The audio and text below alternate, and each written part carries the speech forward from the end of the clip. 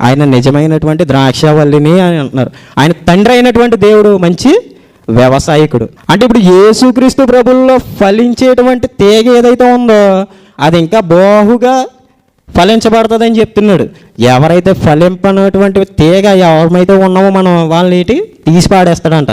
అంటే ఇప్పుడు మనం ఇంటి దగ్గర ఓ తీగన వేస్తాం, మనం మళ్ళీ తీగన కానివ్వండి, లేదంటే ఇంకా మనం చూస్తూనే ఉన్నాం.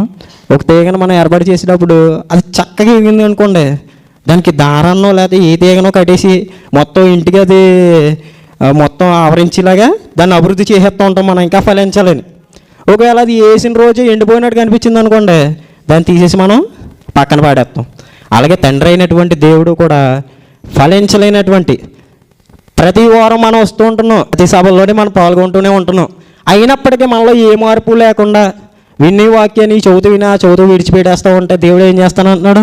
ఫలించలేనటువంటి తీగ ఎందుకో పనికిరాదు, ఆయన దాన్ని కత్తిరించేసి మంటల్లో పాడేస్తాను అంటున్నాడు.